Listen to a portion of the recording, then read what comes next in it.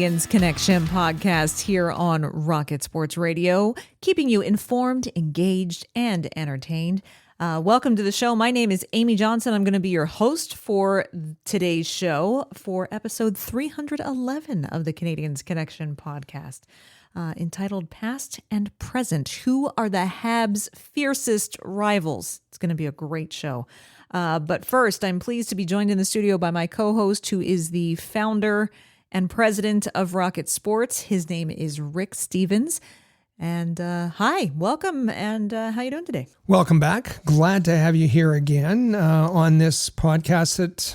That it feels like the end of the summer. It's the last day in August, and people going back to school. And at the same time, that means that hockey is revving up. We're on the. We come to you a day after a real tragedy in the hockey world, and it's hitting people, hockey fans from all who support all franchises. It's a real tough time in the hockey community. Our own Rocket Sports team, we've sharing messages, and this one's really hit deep.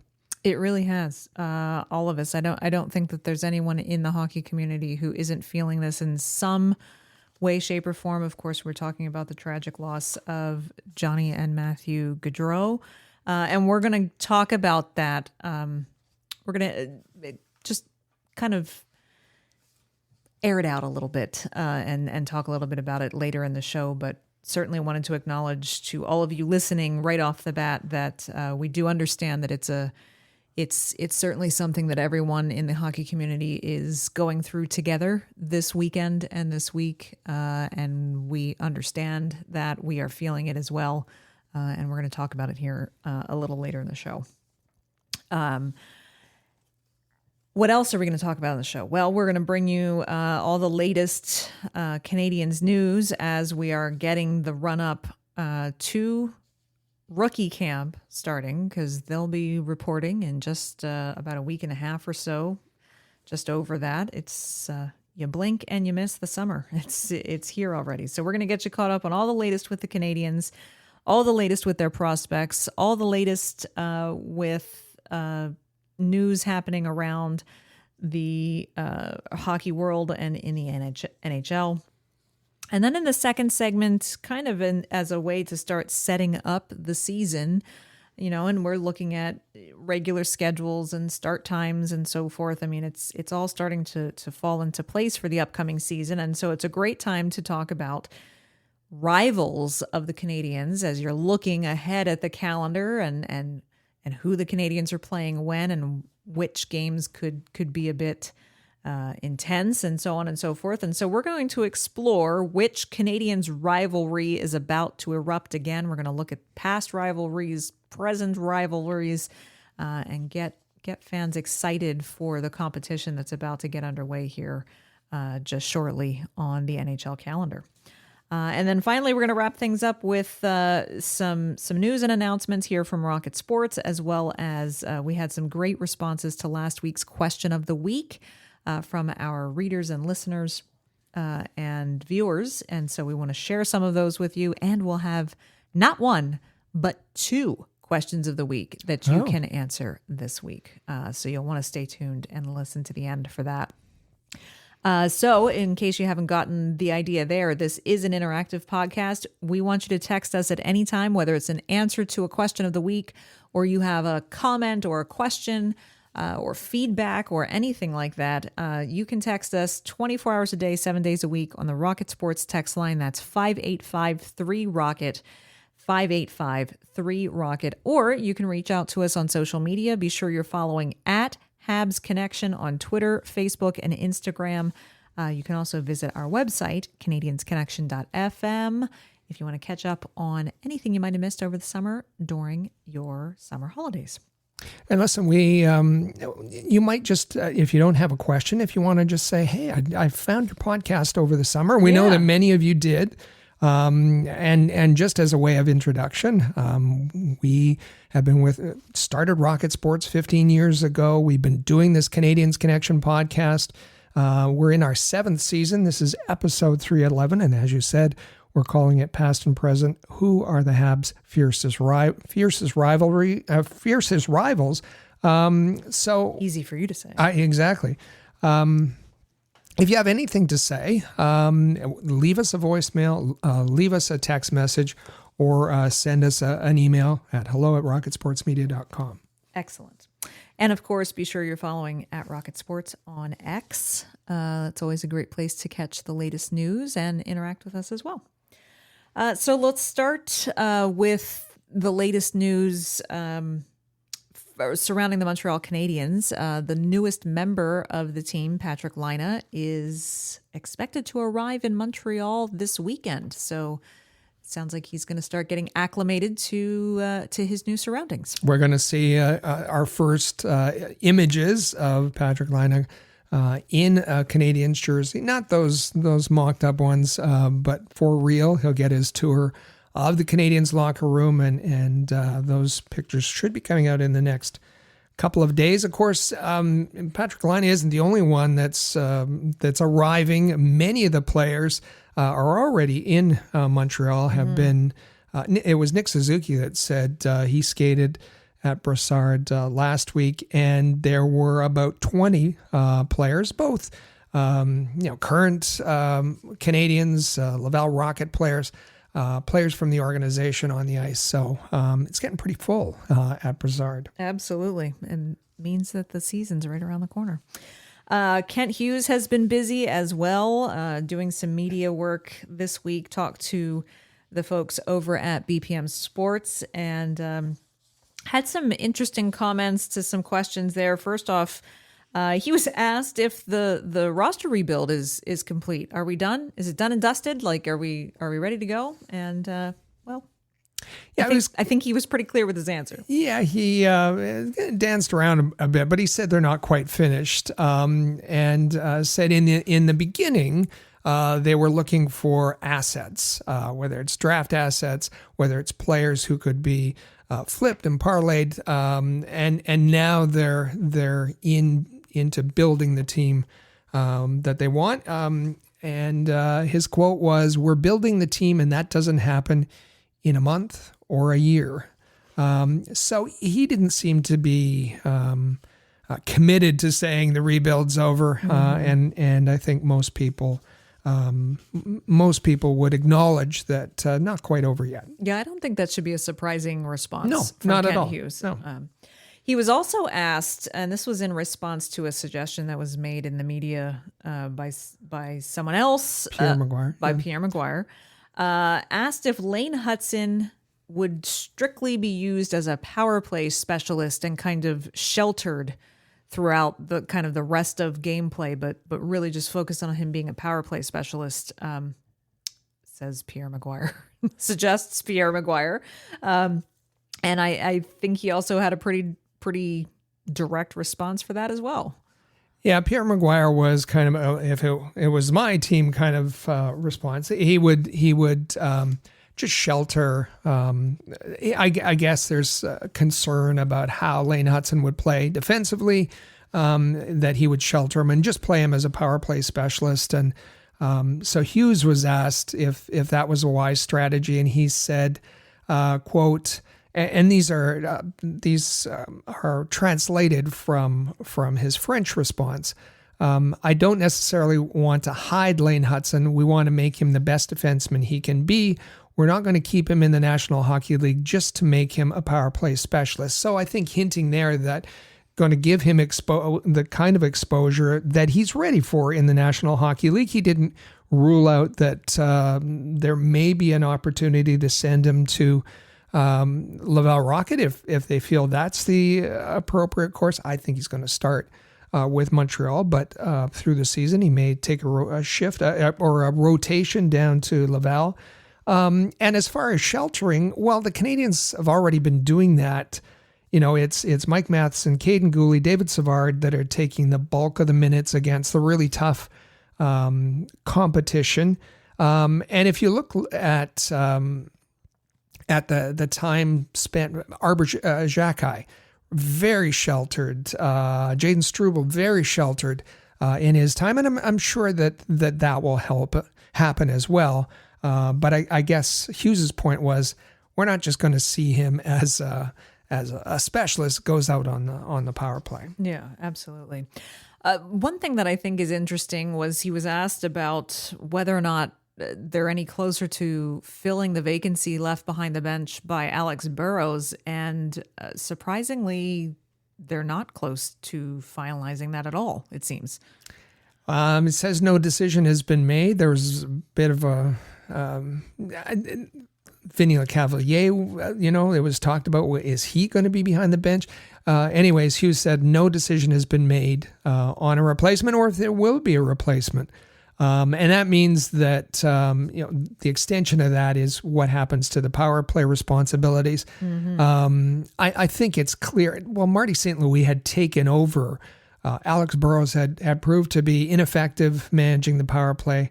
Marty St. Louis took that over last season for sure, so he'll probably continue with that unless they bring in someone who has that as their specialty. They're going to have to make a decision soon, though. I think so. All right, let's switch gears a little bit and go from the NHL club for the Montreal Canadiens and check in on some Habs prospects. It's time for the Rocket Report. The Rocket Sports Media Team is your premier source for information about the Laval Rocket, the AHL affiliate of the Montreal Canadiens, as well as Habs prospects playing in the CHL, NCAA, and leagues around the world. Bookmark thn.com/Montreal to follow our comprehensive coverage of Canadiens prospects. So every week we highlight any number of Canadiens prospects. This week there are a few who are in the spotlight. David Reinbacher and Vincenz Rohrer both participated in the Olympic qualification tournament. And Austria is part of that, playing for Austria. Austria is part of that tournament, trying to qualify for the Olympics and playing, other similarly talented teams, let's say. They lost both of the games. Kazakhstan beat Austria 2-1, and Slovakia beat Austria 2-1. David Reinbacher had an assist against Slovakia, and it was Vincenz Rohrer who had an assist in that game against Kazakhstan. Very nice. Oliver Kapanen is things are already underway with a bunch of the European leagues. Oliver Kapanen finding the back of the net, not once, but a couple times this week. Yeah, there's a game going on right as we record. Scored a nice goal. His goals he likes to score them from in tight. That was the one that I noticed today. On Thursday, he scored, and we remind you that he's changed leagues, moved from the Liga to the SHL, is playing for Timrå. Scored the game-winning goal in a 3-2 win for Timrå on Thursday. And scored again today. I think they're playing Modo today. All right. Good on Oliver Kapanen. We like to hear about goals being scored. One of the newer prospects, Michael Hage, just drafted this summer, has arrived, reported to the University of Michigan, and was even featured on their hockey department's Twitter account on move-in day with a familiar name. Yeah, teams coming together in NCAA news, I guess you call it. Michael Hage, and remember he was scheduled to go next year to the University of Michigan. That got bumped up. He's going to be part of the team this year. There's a real nice picture of him on move-in day, and University of Michigan say these are our new guys, and he was pictured with Manon Rhéaume. We know who she is. Her son Dakota, the two of them together. And in social media land, Boston College also put out a picture of Jacob Fowler active on the ice in practice. As he prepares for his sophomore season. Excellent. We always trying to keep an eye on Ivan Demidov, giving you a weekly update. Well, he captained the U-23 Russian national team in Russia in the Puchkov tournament. And, well, I think you could say they did pretty well. Yeah, they in the final, the Russia U-23 team beat SKA St. Petersburg 4-3 in a shootout. And it was Demidov that got the shootout game-winning goal. And he had scored 3 goals in that tournament, I believe. But he was on loan from SKA is his team. He was on loan from SKA to the Russian U-23 team and scored against his team. And also on that team was his coach from SKA. So nice performance in front of his coach. And so the SKA team did not hold it against them. He presented him with his SKA jersey. It's number 91 for those of you who are keeping track on Friday. So with that, he's officially named to the SKA roster for the upcoming KHL season. Excellent.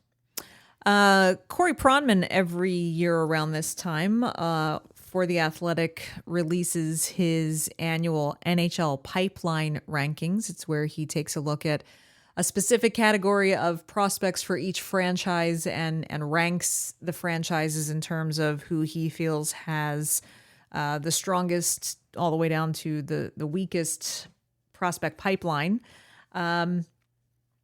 Player eligibility, Rick, is 22 years or younger?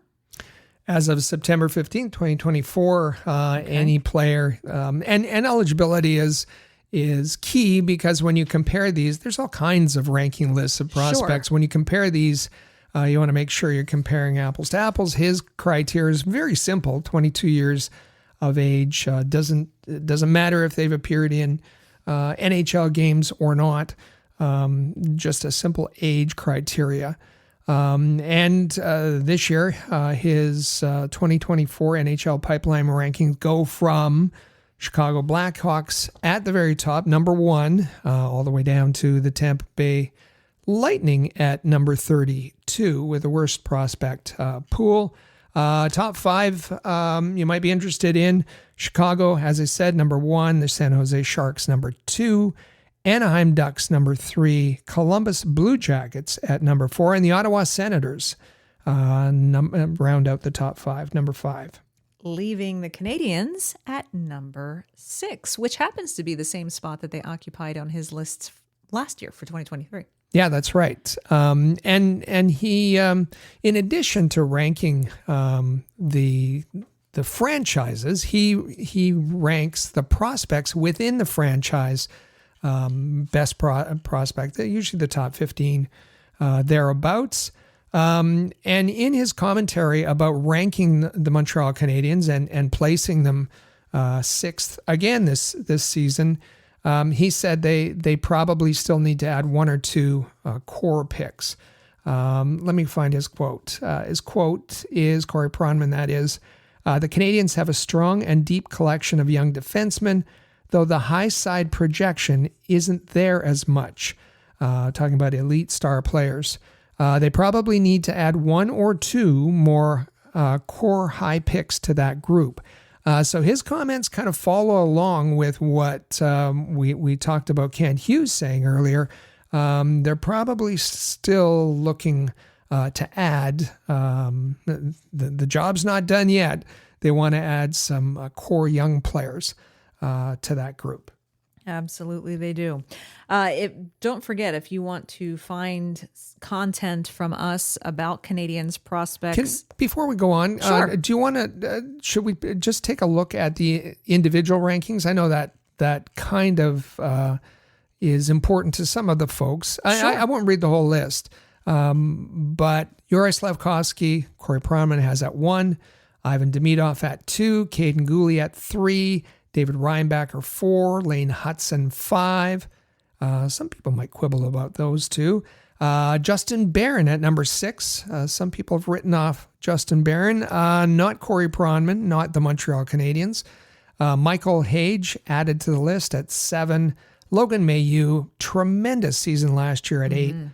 Owen Beck, he's going to be playing for a spot this year on the roster. Number 9. Adam Engstrom, 10. Jacob Fowler, 11. Interesting to me, Evgeny Volokin, the other goaltender, at 12. Oliver Kapanen, we mentioned him at 13. Joshua Waugh, some folks are concerned about that ranking. Joshua Waugh still has to work on his skating. Corey says he clearly lacks NHL foot speed, and that's true.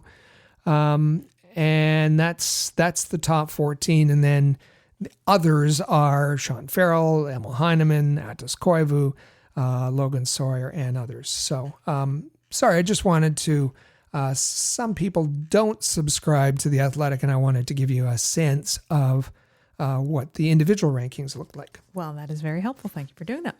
As I was saying, you can find all of our content about Canadiens prospects over on our Rocket Sports YouTube channel.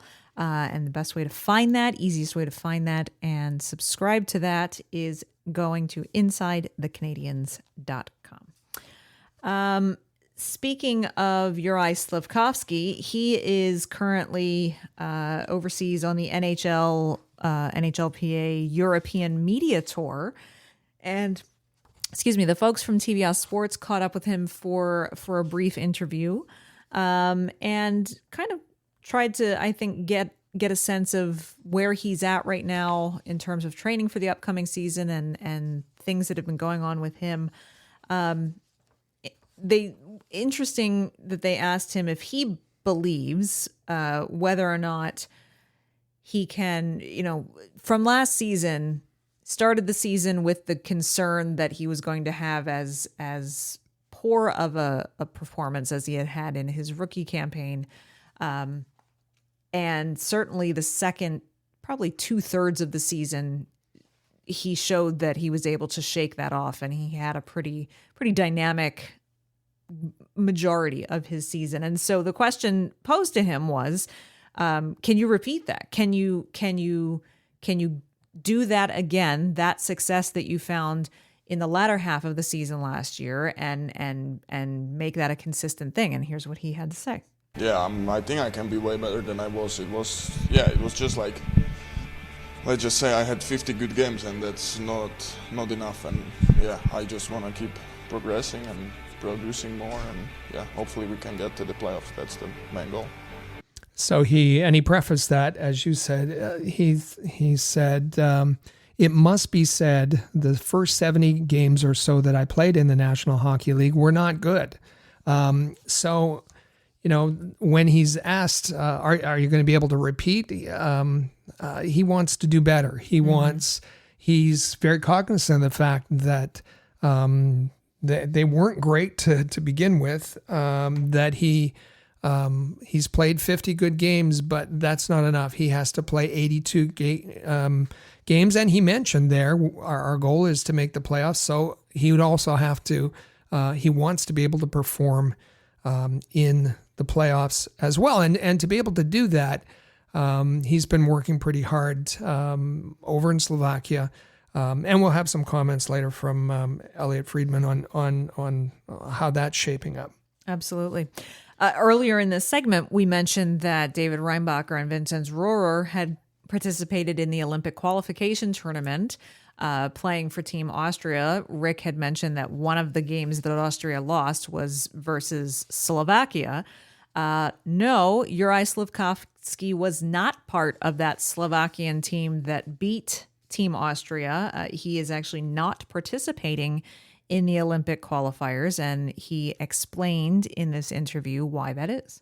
I spoke with Kent, and I spoke with other guys, with the doctors and everything, and I've been dealing with some stuff from past and everything, and we wanted to be sure that before this 9 years starts, I don't get injured or nothing gets worse. And yeah, I'm gonna be prepared 100% for the season, because that's the main part, and we don't want to risk anything, and it was the decision we made together, and yeah,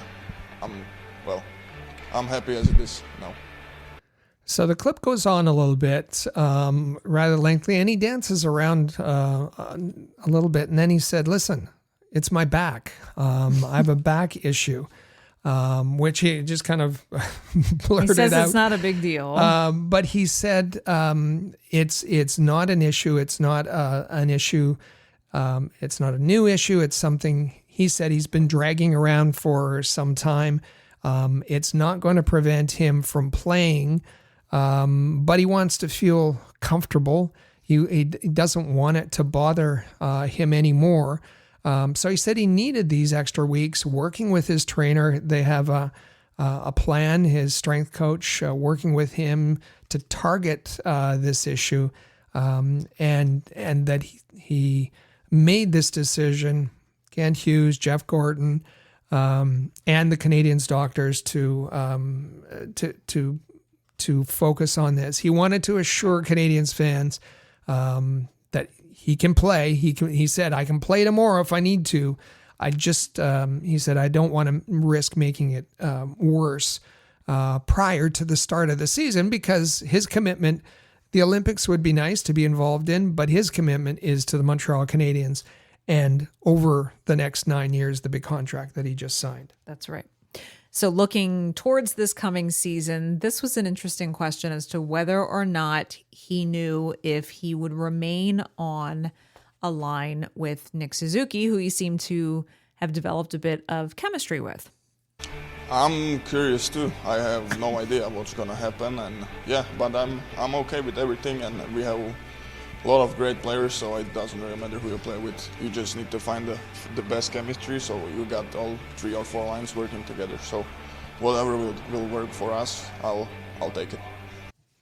And he went on to talk a bit about the acquisition of Patrik Laine and how excited he is, and said what a great player he is. And I guess what the result of that is, he really blossomed on the line with Suzuki, and Suzuki asked that Slafkovsky, when struggling, be placed on his line with Caulfield. They gelled, and it meant Slafkovsky had a great season. But also, we remember that there was a time that Slafkovsky looked great with Kirby Dach as well. Mm-hmm. And what this means is, and especially with the addition of Patrik Laine, that Marty St. Louis has options to switch the lines around and as Juraj said there, to find that right chemistry to get guys going. That might change at different times during the season. It might. That is true.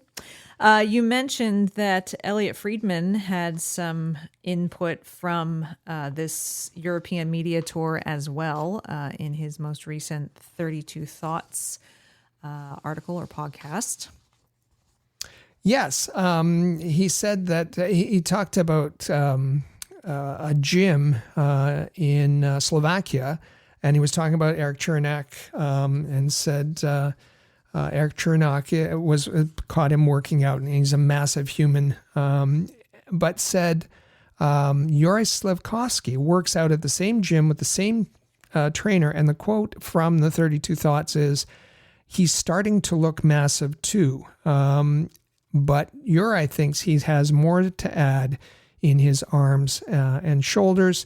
And there's a quote here from Slafkovsky in the 32 Thoughts article that says, Juraj says, I was more confident because I knew what people expected from me, how competitive the league is. Every game, you have to fight for your spot every day, because one day you'll wake up and you won't be in the same place as yesterday.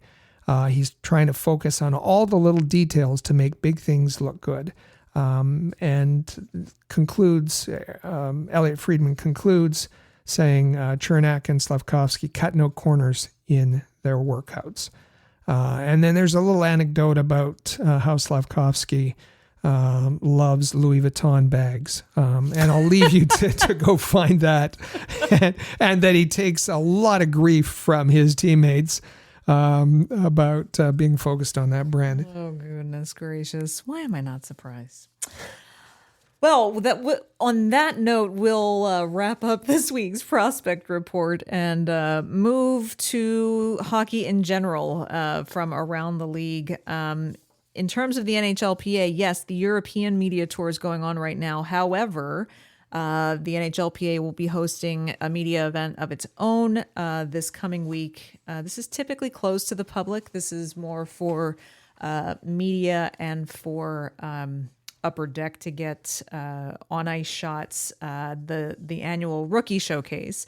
And that 2024 NHLPA Rookie Showcase will be held this week. And I know Rick and Michael reported this last week, but the Canadiens will be represented in that showcase by Lane Hutson and Logan Mailloux. 33 of the NHL prospects will be there. That's the MedStar Capitals Iceplex, the practice facility for the Washington Capitals in Arlington, Virginia. And yes, big honor for Lane Hutson and Logan Mailloux to be there representing the Montreal Canadiens. That will happen on September 4th. Absolutely. Former Canadiens player and coach Mario Tremblay was making some headlines this week in a media appearance that he made where he was advocating the retirement of Jacques Lemaire's jersey at the Bell Center. Yeah, and I don't know. I don't know if we should be listening to Mario Tremblay, given his, honestly, with his history with the Montreal Canadiens as coach and whatnot. But I think that there's been a lot of discussion recently about retiring jerseys, particularly Carey Price's jersey, and I think that just kind of stuck in the craw of Mario Tremblay, who was like, wait a minute, there are others who need to be honored. And in his mind, it's Jacques Lemaire. Jacques Lemaire was one of my favorite players. And I think Mario Tremblay's got a case, but that case has been there for some years. Of course, Jacques Lemaire, great player for the Montreal Canadiens, a revolutionary coach, although very defensive-minded coach. So I think, Carey Price is going to be. I think it's obvious that Carey Price should be. Yes. His once the contract's over and all that, his number should be raised to the rafters, given the record setting that he has with a generational goaltender. For the Montreal Canadiens. And yes, the Canadiens at some point can clean up the other omissions, and one of those being Jacques Lemaire. I've said for a long time Claude Provost is another one that I'd like to see retired. And that will happen in time.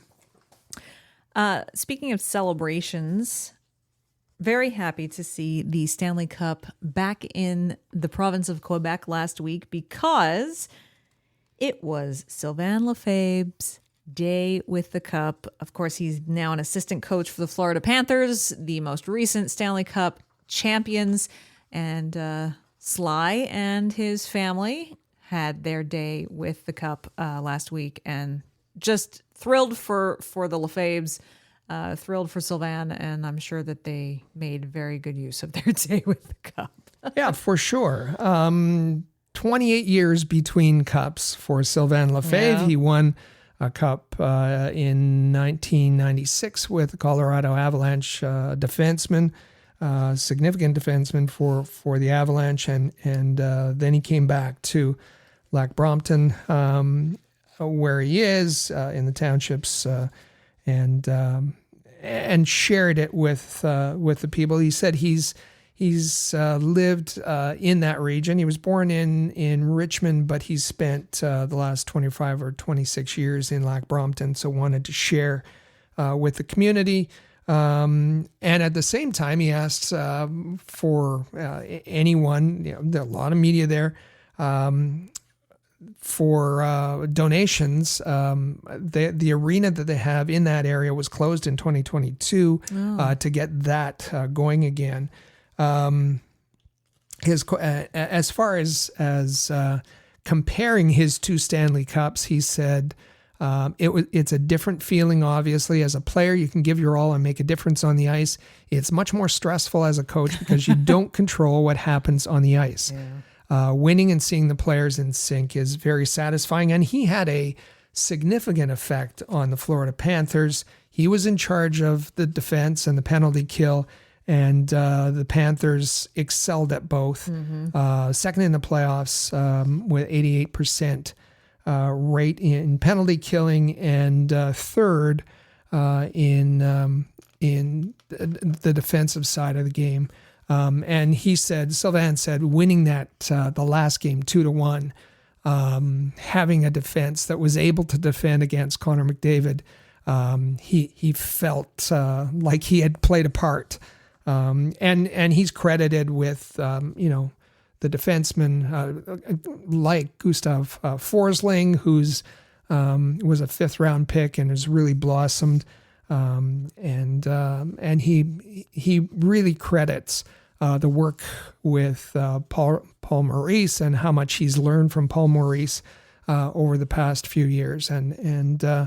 I think he was much maligned and misunderstood when he was with Laval and prior to that in St. John's, Hamilton.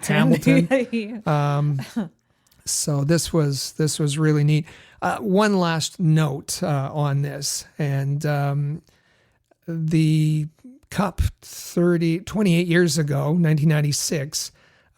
He baptized his daughter Alex in the Cup. That's right. And we met Alex, and she's delightful. She is.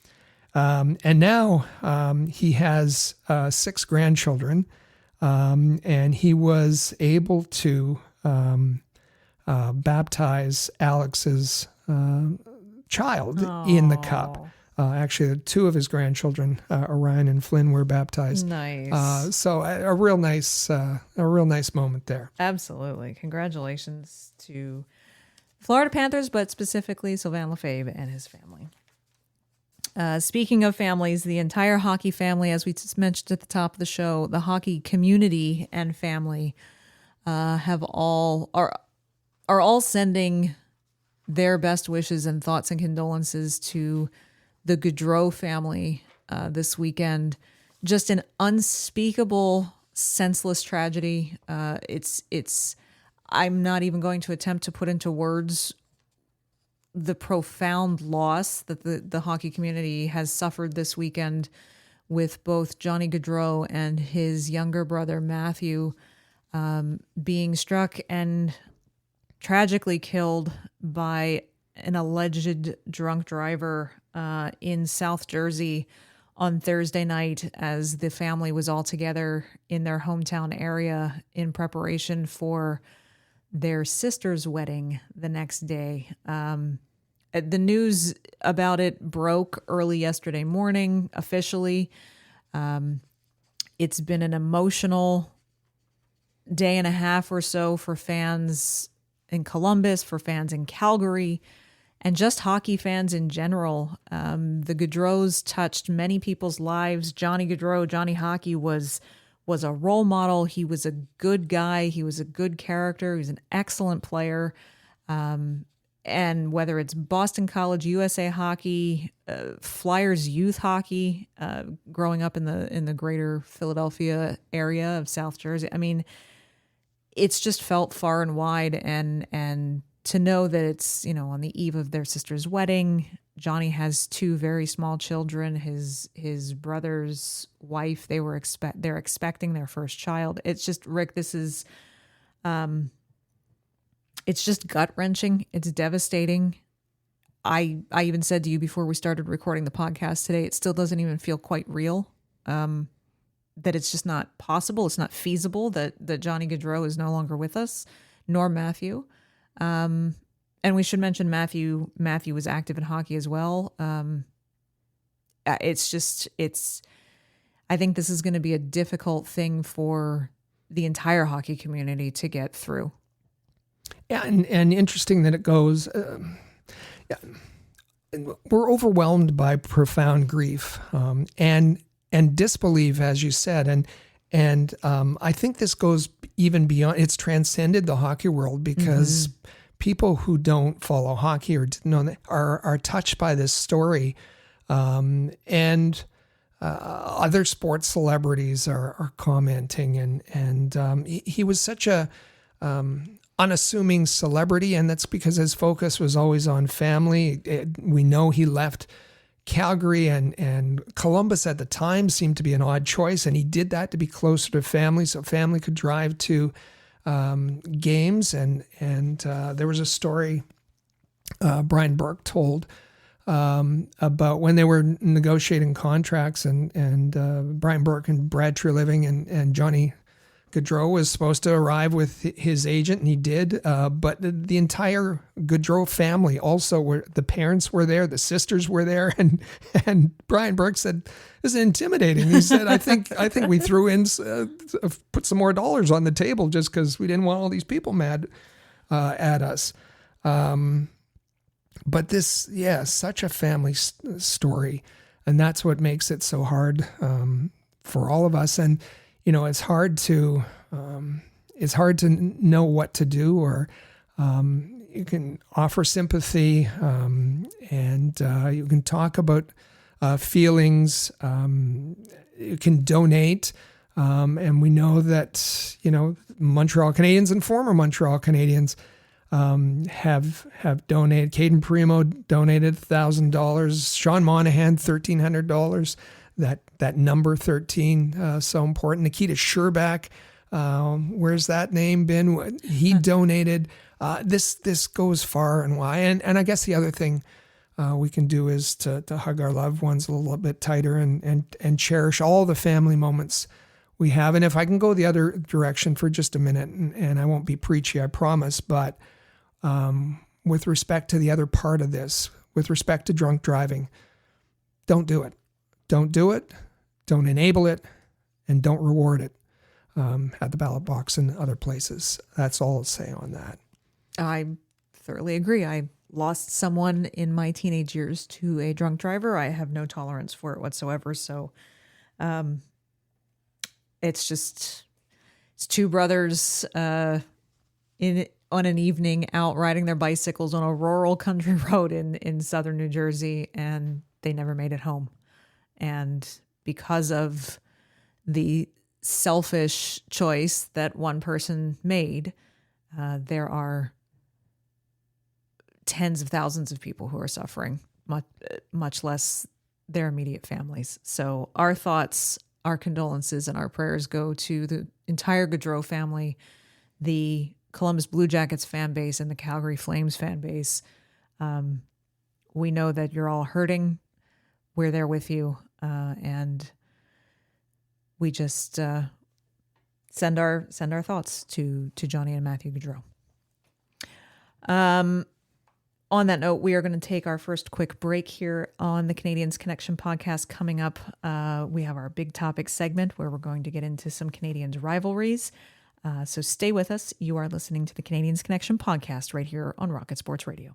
Know the beautiful thing about being a sports fan? There's only like 2 days the whole year without a game. 2! With so much happening and so much action, that makes just about every day game day at DraftKings Sportsbook. It's super easy for first-timers to get started. Try betting on something simple like picking a team to win. Go to the DraftKings Sportsbook app, select your team, and place your first bet. It really couldn't be any easier or any simpler. I know for me, during the summer months, my bets are getting placed on Formula One races. And if you are new to DraftKings, you've got to check this out. New customers bet $5 and get $150 in bonus bets instantly. So download the DraftKings Sportsbook app now and use code THPN. That's code THPN for new customers to get $150 in bonus bets instantly when you bet just $5. Only on DraftKings. The crown is yours. Gambling problem? Call 1-800-GAMBLER, or in West Virginia, visit www.1800gambler.net. In New York, call 877-8-HOPE-NY or text HOPE-NY 467-369. In Connecticut, help is available for problem gambling. Call 888-789-7777 or visit ccpg.org. Please play responsibly. On behalf of Boot Hill Casino and Resort, Kansas. 21 plus age varies by jurisdiction. Bonus bets expire 168 hours after issuance. Deposit and eligibility restrictions apply. See terms and responsible gaming resources at dkng.co/base. Welcome back to the Canadiens Connection podcast on Rocket Sports Radio. I am once again Amy Johnson, your host for today's show. You can find me on Twitter at FlyersRule. And of course, with me in the studio, our president and founder of Rocket Sports, Rick Stevens. Be sure you're following him at Rocket Sports on Twitter. And in terms, while you're following people on social media, be sure to follow this podcast at Habs Connection on Twitter, Facebook, and Instagram, and visit our website, canadiensconnection.fm. Hey, and before we get to our segment, just a thought. Why don't you make sure that you're subscribed to this podcast? Take a moment, just check out the player that you're listening to this podcast to, or if you are watching on YouTube, however you're consuming the podcast currently, just make sure you're subscribed. If you're not, tap that subscribe button because you thought that we had lots of great information and content for you over the summer. Well, it is just going to ramp up even more now that September, we're about to turn the page on September and get started with training camp. All right. So the Montreal Canadiens franchise rivalries. The Habs are one of the pillars of the National Hockey League, established all the way back in 1909. And of course, that means that naturally rivalries have developed over the past century that aren't only intense just in the world of hockey, but Rick mentioned the word transcending outside the world of hockey a few minutes ago. And that's kind of the same thing with the Montreal Canadiens in general. The rivalries that happen with the Canadiens organization, they're intense in the world of hockey, but they transcend and are legendary in all professional sports. And Rick, it's interesting that there's kind of a couple of different categories of Canadiens rivalries these days. At least there is in my mind. And I see them as those classic, those historic, those enduring rivalries in most cases. Those ones that are, have layers and layers and layers of history to them. And even though the players may change, that when those two jerseys clash, that there's going to be something memorable happen. And then there's another whole category that can be intense at times. I call them provisional rivalries, the ones that are based on circumstances, a little bit more fleeting, a bit more itinerant. It's based on circumstances, and some of those, they bubble to the surface and then they go away for a little while and then they come back, and it's all based on circumstances. So I think you'll understand a little bit better once we identify some of these. And listen, I know folks like to argue about the fiercest rival, most bitter rival. But I think most agree that the Canadiens-Boston Bruins rivalry is one of the greatest. It's certainly in the NHL, but it's often cited as one of the greatest rivalries in sports.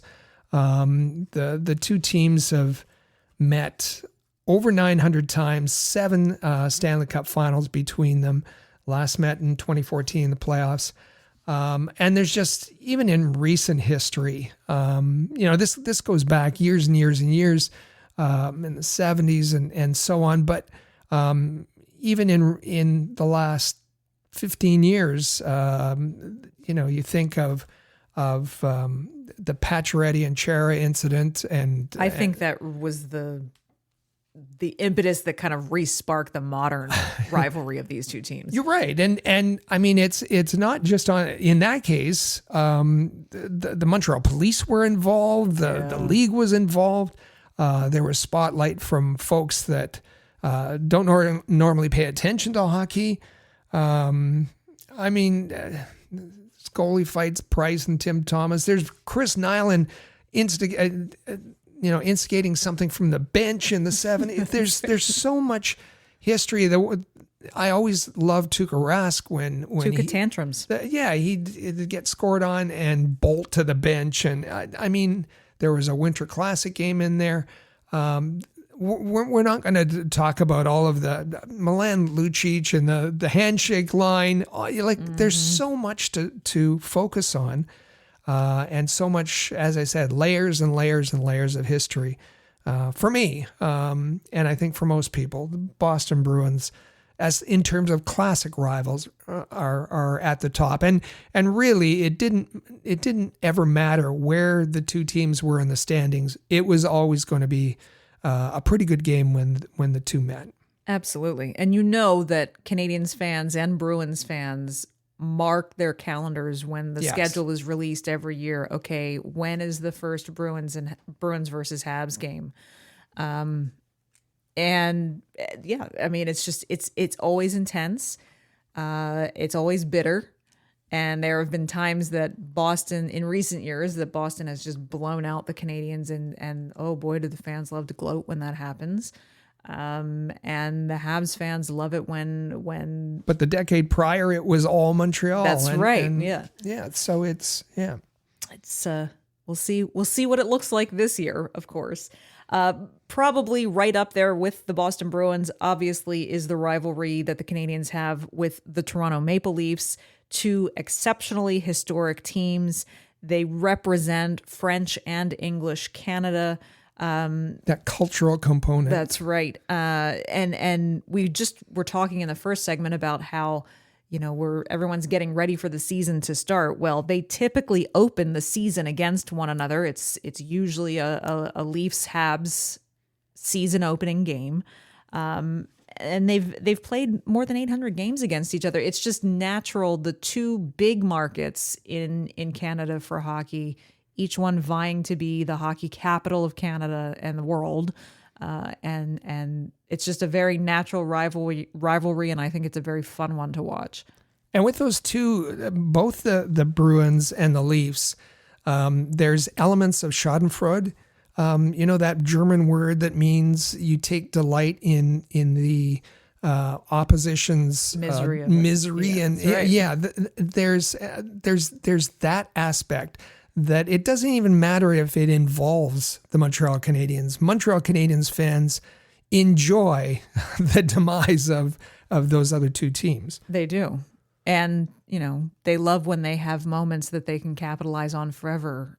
It was 4-1. There you go. That's a phrase that's gonna be around for years and years and years and years, and every Habs and Leafs fan will know what that's in reference to. Sticking with the Canadian theme, the Ottawa Senators are also a classic rival of the Canadiens, if for no other reason than geography. It's their closest geographical opponent. And it's natural that two teams that are just within a 2 hours drive of one another are naturally not going to like each other. Sens fans hate when Habs fans fill their building. Yeah. They hate it. And they hate when the Canadiens fans chant "Go Habs, go" in their building. Yeah. And they just absolutely despise it. And of course, a lot of it comes from, their divisional opponents. They have played some fierce games. We think about 2013 when the Canadiens were supposed to win and the Sens dominated. The Eric Greiba hit on Lars Eller, awful. The line brawl, and PK Subban, his slash on Mark Stone. There's been some ugly incidents. There's been media stuff going on. Remember the Ottawa paper had a picture of Lars Eller and said "First Blood" or something. Yeah, which was just awful. Which was terrible. It was terrible. So it's there's really an ugliness, and that's part of the rivalry, I suppose. I think it is. things tend to get a little nasty. And well, now when you have characters like Brady Tkachuk on the roster now for Ottawa, and you've got characters like Arbor Xhekaj or Michael Pezzetta in the Canadiens lineup, it gets testy pretty quickly between those two teams, which I think the fans kind of eat that up. I agree. If we're talking about classic rivalries, that also has to include franchises and teams who are no longer in the league, and we can't leave the classic rivalry category for the Canadiens without talking about the Quebec Nordique. Yeah, this was always going to be a rivalry. The two Quebec-based teams, and one side of the province and the other, and the games between these two teams, and how can it not be a rivalry when you have a significant game called the Good Friday Massacre? I mean, doesn't bode well. Yeah, that's. I mean, anyway, and that if I don't see the Quebec Nordique coming back, but if they do come back, Jeff Molson, if he has his way, they're not coming back. But if they do, that rivalry would be rekindled in an instant, absolute instant. And so it is got to be on the classic rival side, the historic rivalry side. We picked 4 classic and 4, as I'm calling them, provisional rivals here. Well, and speaking of that, we're going to switch gears now and talk about the provisional rivals. And as Rick mentioned earlier, so this means that maybe these aren't teams that you consider the Canadiens having a standard rivalry with, or maybe fans looking from the outside looking in might think, why would those two teams have any kind of rivalry? Well, a lot of times it's circumstantial. Something specific has happened between two teams. We're going to list 4 of them, but has happened between the Habs and another team that has caused such a rift between either the organizations and or their fan bases that it's kind of grown into its own monster of a rivalry without maybe making much sense to anyone outside of those fan bases. And we'll start with the Habs and the New York Rangers. And everyone knows that the name associated with that circumstance around that rivalry all starts with Chris Kreider. Yeah, Chris Kreider on Carey Price, putting Chris Kreider, well, it goes back, right? Well, to 2009, really. If it's, yeah, I've told this story before. I'm the only one in the Bell Center seated when the Canadiens bypassed Chris Kreider to take Louis LeBlanc. Of course, the Rangers took Chris Kreider with the very next pick. Had the Canadiens done the right thing rather than the Jeff Molson thing, they would have Chris Kreider on their roster, and none of that would have happened. But yeah, hindsight's 2020. Chris Kreider in 2014 playoffs put Carey Price out. The Canadiens were going places. Carey Price was carrying them, and Chris Kreider just put him out. Now, I should say that was a horrible moment. That overshadows maybe the game in 2008, where the greatest comeback in history for the Montreal Canadiens, down 5-0 to the Rangers, and ended up winning the game 6-5. So there are different elements to that Rangers, and also, the whole international city kind of thing, cosmopolitan city, yes. Montreal for Canada, New York for the States, all of those aspects. But it's overshadowed. When you mention Rangers, Canadiens, the first name that comes up is Chris Kreider. Absolutely. For Habs fans, that's for sure. It's again players' names that are at the forefront of the circumstances surrounding the rivalry with our next team, and that's the Carolina Hurricanes. And we heard about this happening an awful lot in the last couple of weeks when the Blues successfully offer sheeted 2 guys from the Edmonton Oilers. Well, we remember the offer sheet drama that started the Habs-Hurricanes rivalry. Yeah, 2 failed offer sheet, and now people in retrospect, may not have worried so much about Kotkaniemi moving out, but that was a terrible situation. It was bringing in Dvorak afterwards. But 2 failed offer sheets by Marc Bergevin. First, the Aho one, which was not a serious one. It was never going to work. Nope. And then kind of dropping the ball in re-signing Kotkaniemi and Kotkaniemi being offer sheeted. And so there's, and I think the element there's a social media aspect to that one. Definitely.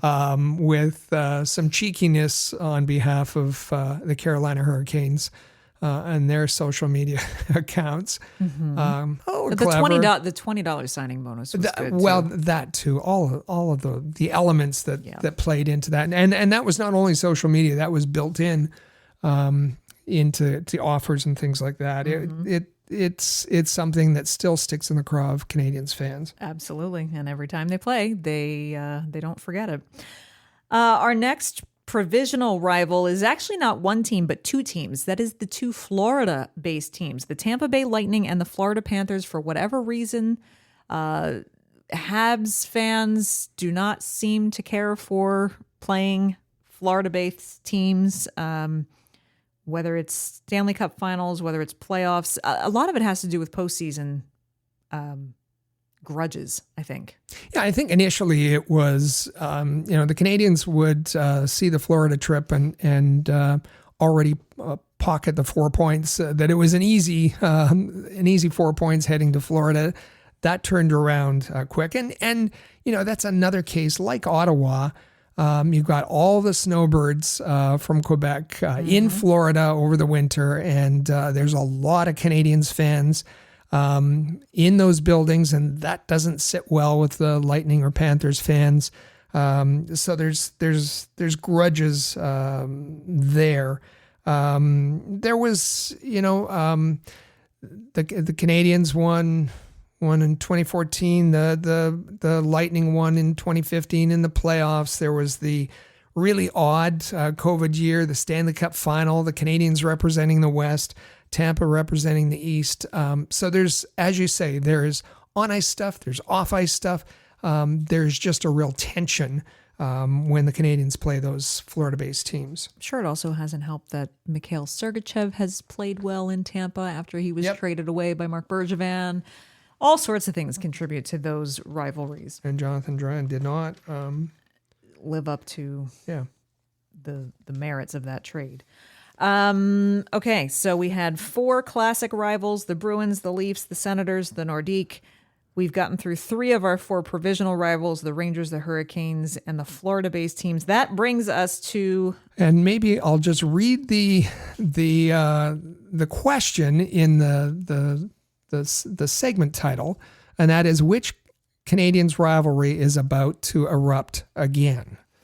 And I would concur that things have been brewing, and it'll be the Philadelphia Flyers, which is one that I can well versed in, being as when the journalism hat is not on, when I'm not covering the Montreal Canadiens for the Rocket Sports media crew. I'm, for those of you who don't know, I'm born and raised and still live in Eastern Pennsylvania, and I've been, in terms of being a hockey fan, I've been a Flyers fan my whole life, and so it's actually hard for me to watch Flyers Habs games because I want both teams to win. But the rivalry with the Philadelphia Flyers, just like this segment is broken into kind of classic rivals and circumstantial rivals, the rivalry with the Flyers has historic elements and modern elements that have kind of made that rivalry into a resurgence, and it's still bubbling and brewing and growing now. We'll start with the historical side of things, Rick. Back in the 70s, when the Flyers stormed onto the scene, less than a decade after being part of the expansion into the league, and won back-to-back Stanley Cups, which at the time, during the dynasty period of the Canadiens, was not taken well by Montreal. Well, and I guess to put it into context, that expansion teams weren't seeded the way they are these days. Expansion teams, we've seen it with Vegas, and they're given a lot of back then. You paid your money, you came into the league, and you got nothing. You suffered. You got nothing. And it was real smart management and coaching in Philadelphia that allowed them to be this upstart expansion team. The 70s were dominated by the Montreal Canadiens. 6 Stanley Cups in the 1970s. The Bruins had 2 cups. But then these upstart Flyers with 2 titles. With their very different style of play. Coming into the league in 67, they won their first cup. In 74, won another cup. In 75, historically, they were the first expansion team to win the Stanley Cup.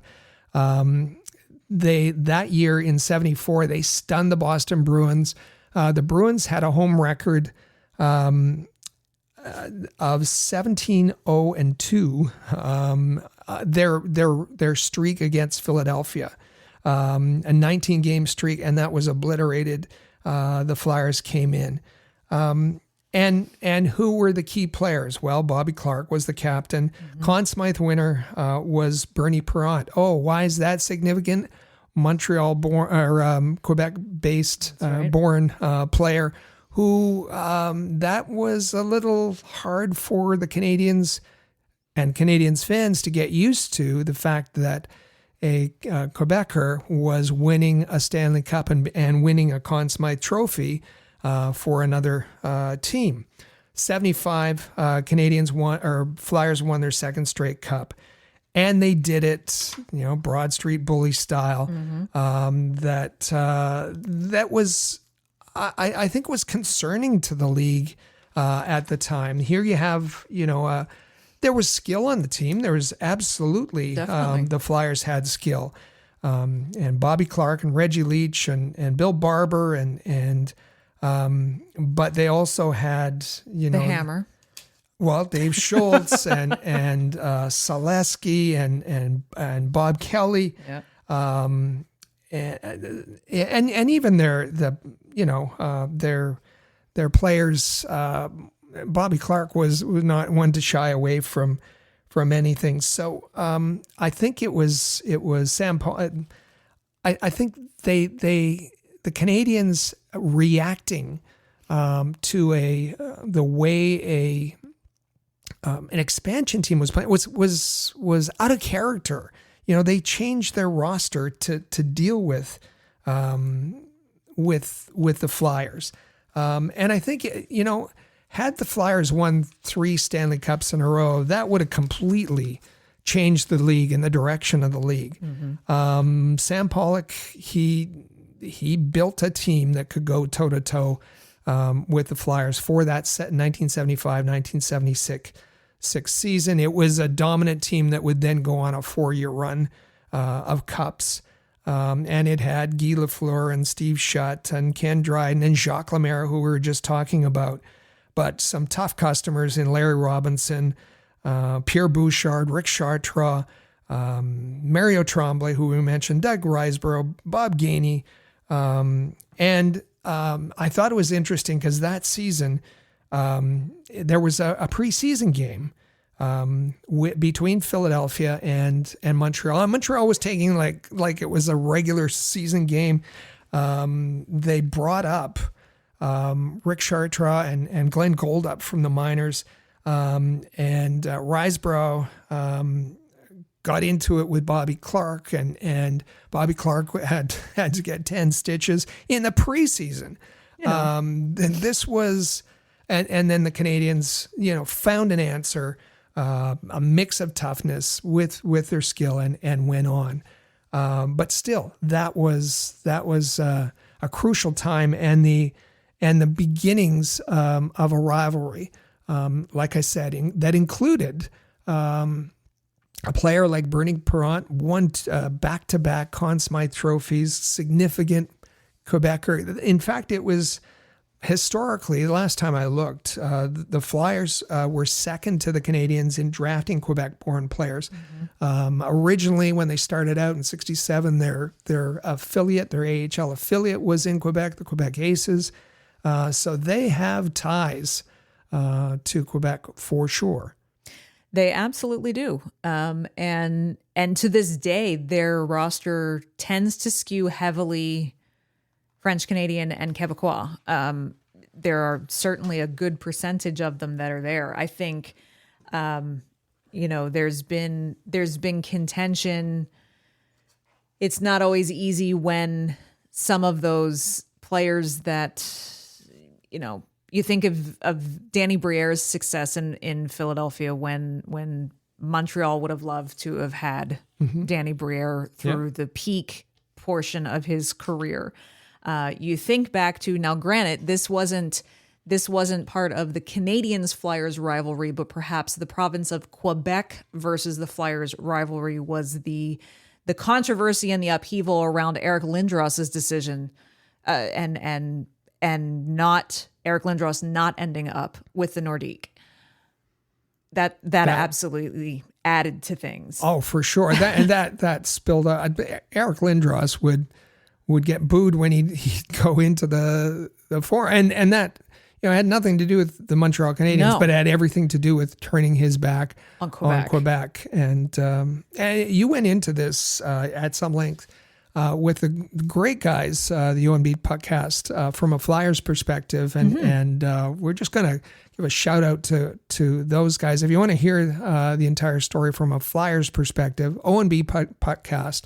And that should be out on Sunday this week. Yeah, absolutely. I was pleased to I've been a guest on their show a couple of times now. Anytime they want to talk about the Flyers versus the Habs, and there's some things about this particular rivalry that we're going to talk about here in a minute. The more modern resurgence of this rivalry that we talked about on that podcast. So definitely be sure to check out the O&B podcast Sunday, and absolutely, it was a lot of fun. So yeah, those were kind of the historical things that set the tone for how much these teams hated each other, and maybe things quieted down slightly through the early 2000s and that type of thing. But things in recent years have started to heat up again between these two teams.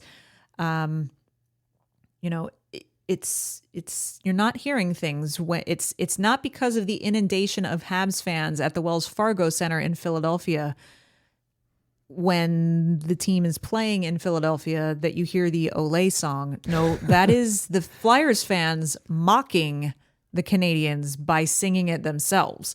And there's a reason for that. We think, Rick, I know you have a note about the 2010 playoffs and Jaroslav Halak. Well, the Canadiens fans love to talk about the underdog season, when, in their minds, Halak was able to turn the tide against Washington Capitals and the Canadiens dispatched them. In reality, it was Kirk Muller, and Jacques Martin just kind of said, I got nothing. I don't know what to do anymore. We're getting hammered here. Canadiens down in the series. Kirk Muller said, okay, this is what we're going to do. It's going to be all defense all the time. We're going to stack our defensemen like cordwood in front of the net and help Halak here. And we'll get our offense from our power play. And that was really effective for Montreal, except against Philadelphia.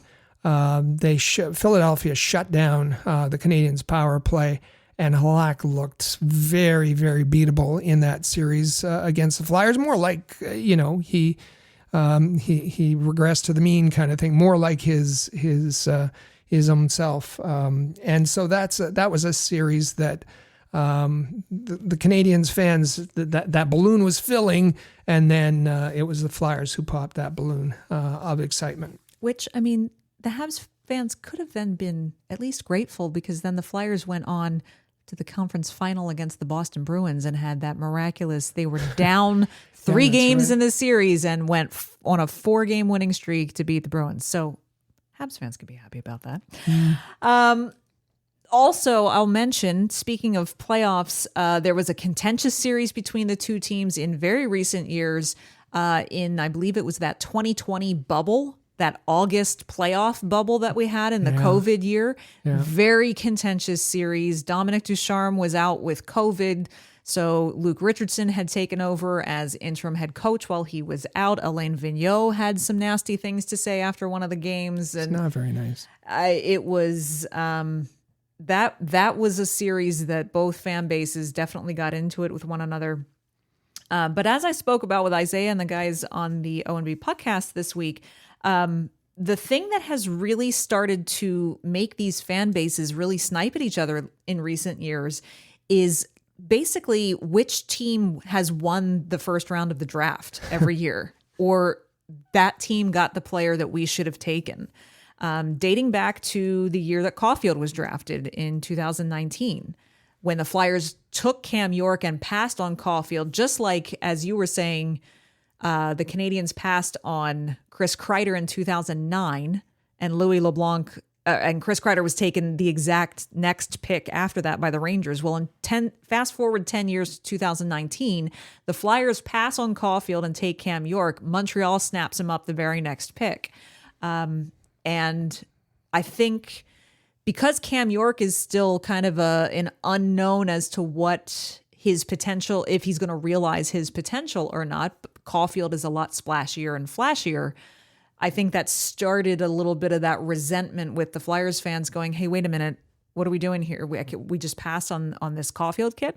Well, and Canadiens fans never let them forget it. They mercilessly just roasted the Flyers and their fan base for passing on Caulfield and taking Cam York. They did. Then it seemed, fast forward a couple of years after that, it seemed like Flyers fans were happy to flip the script on that when the Canadiens, with the 5th overall pick, decided to pass on Matvei Michkov and instead took a defenseman in David Reinbacher, and the Flyers fans are fully enjoying kind of rubbing that in with, okay, so now you've got the young defenseman that's going to naturally take longer to progress. We've got the splashy, flashy Matvei Michkov, who has now miraculously landed in North America and is going to play this year. Yeah, that one, I think that one's still stinging for Canadiens fans that, it was explained to Canadiens fans that, hey, listen, we're taking Reinbacher because who knows when, if ever, the Canadiens will see Michkov. It's going to be years and years and years. Or 1 year. And it turned out to be 1 year. And that's a bit hard to swallow. Now, the new explanation is we couldn't tell you last year, but we had our eyes on this Demidov guy, and we don't really need a Demidov and a Michkov.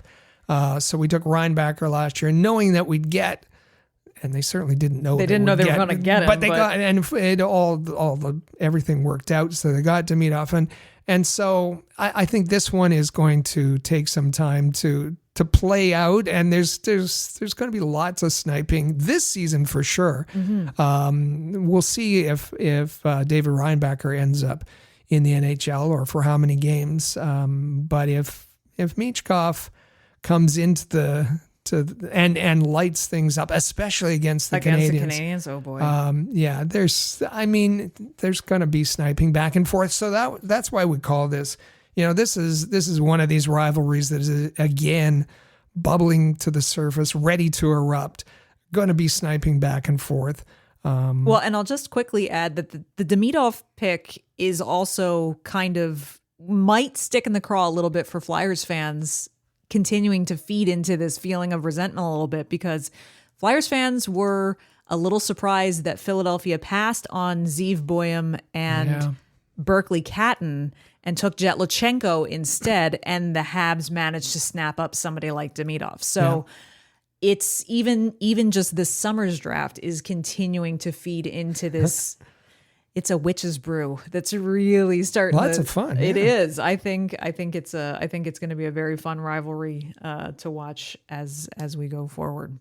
So I have to say, I think that's 4 classic, 4 provisional rivals, 8 rivals altogether that I think pretty well sum up 8 of the most exciting opponents to watch the Habs play every year. Get those schedules out, circle them, and tell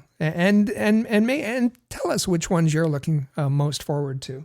Do that. Tell us that. But also, our Canadiens Connection question of the week is a twofer. We have 2 questions wrapped up into our Canadiens Connection question of the week. First of all, in terms of a classic Canadiens rivalry game, and so that's likely a Leafs game, a Bruins game, even a Nordique game or a Sens game. From a classic Canadiens rivalry game, what's your favorite memory from watching a classic Canadiens rivalry game? And of the provisional rivalries, we've kind of laid out four for you. Maybe you have other ideas as well. Which provisional Habs rivalry do you think is really starting to heat up? We want to hear your answers to those. We just love to hear from our listeners and viewers, but we'll always take the best responses and read them next week on the show. So be sure to text us on the Rocket Sports text line 585-3ROCKET. You can send us an email at hello@rocketsportsmedia.com or shoot us a reply or a DM on social media at Habs Connection. We want to hear from you. 2 questions. What's your favorite memory from a classic Canadiens rivalry game? And which provisional Habs rivalry is heating up? It's going to be a fun season this year. Absolutely. All right. Before we go any further, it's time for our next break here. And this podcast is actually sponsored by BetterHelp. And I am going to tell you a little more about it right now. This podcast is sponsored by BetterHelp. So it's back to school time for the kids, right? Well, let me ask you something. Take just a second and think about what something is that you'd like to learn. I'm going to freely admit I'm one of those lifelong learners. Call me a nerd if you want, but I love learning new things and learning about things, whether it's history, whether it's science, whether it's language, whether it's art, whether it's, you name it. I find so much satisfaction out of learning things. I think some of that stems from just natural curiosity, but the other part of it is that it makes you feel like you've accomplished something when, hey, I learned this today. And it could be something that takes 5 minutes, or it could take 5 weeks if you take like an online course or something like that. There's so many things that we try to make time for during the course of a day. Carving out a little bit of time to learn something new isn't always at the top of the priority list either. But kids are always like learning and growing. We lose a little bit of that curiosity as adults. And I think sometimes when we stumble upon something that really grabs our attention, it kind of reawakens that awe that we had as kids in that natural curiosity. So again, I ask, what's something that you would like to learn? Is it a new language? Is it how to garden, how to cook something? Is it, figuring out how to, the ins and outs of electronics or computers, or maybe it's even a new sport that you'd like to learn how to do? So you might be asking, how does all of this relate to the fact that at the top of this spot, you said this show is sponsored by BetterHelp? Well, therapy can help you reconnect with that whole sense of wonder, because your back to school era can come really at any age. Therapy isn't necessarily just about talking. It's about learning as well. And it's about learning positive coping skills or how to set boundaries in your life. It empowers you to be the best version of yourself. And really, it's not just for those who've experienced major trauma. It can just be as simple as taking a few minutes a day for a little bit of self-care. So if you're thinking of starting therapy, give BetterHelp a try. It's entirely online. It's designed to be convenient, flexible, and suited to your schedule. And you just fill out a brief questionnaire to get matched with a licensed therapist. And hey, you can switch therapists anytime for no additional charge if you just feel like you're not completely gelling with the therapist you're originally matched with. Rediscover your curiosity this back to school season with BetterHelp. Visit betterhelp.com/THPN today to get 10% off your first month. That's BetterHelp, HELP.com/THPN. The Canadiens Connection podcast on Rocket Sports Radio. Don't forget, you can follow us at Habs Connection on Twitter, Facebook, and Instagram. Visit our website at canadiensconnection.fm, where you'll also want to tap the subscribe button. And text us anytime on the Rocket Sports text line, 5853-ROCKET. All of your Canadiens coverage from Rocket Sports is in one place, InsideTheCanadiens.com.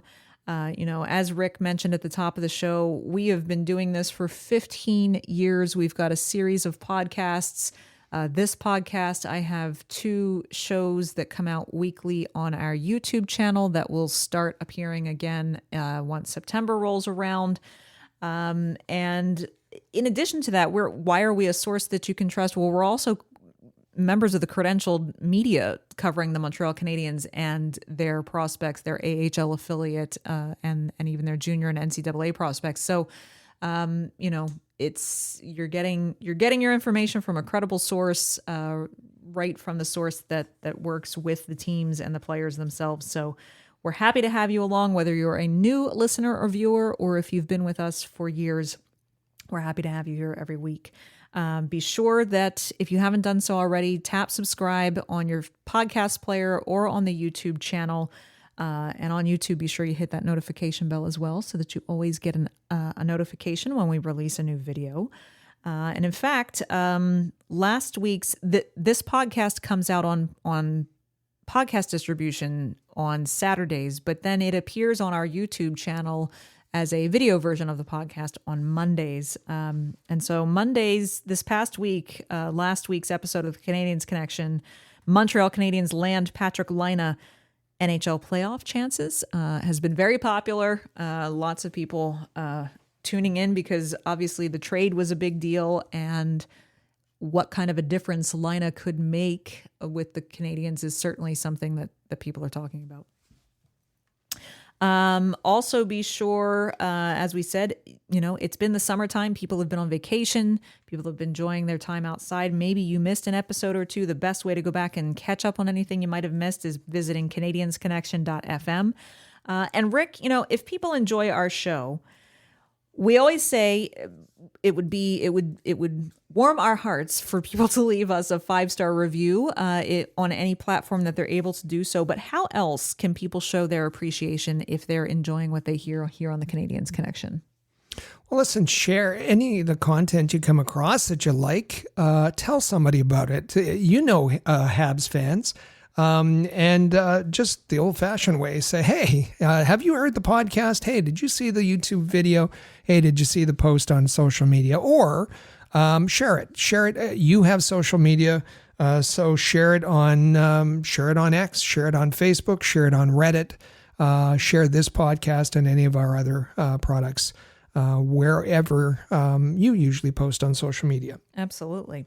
I know in recent weeks, we have talked about the fact that fantasy sports season here at Rocket Sports is certainly heating up. We have Rocket Sports fantasy football leagues and hockey leagues, which we'll be talking about in a couple of weeks. But in terms of fantasy football, Rick, we have one opening left. We have one opening. Opening left. We run 3 fantasy football football leagues for Rocket Sports, and one of our leagues has an opening.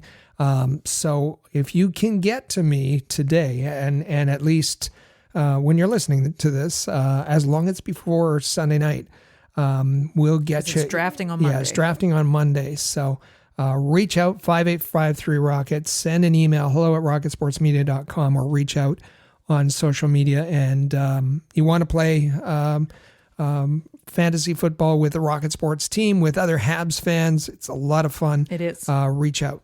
Definitely do that. We want to hear from you. We also want to hear from you in response to this week's Canadiens Connection question of the week. Remember, it's a twofold question. First, what is your favorite memory from a classic Canadiens rivalry game?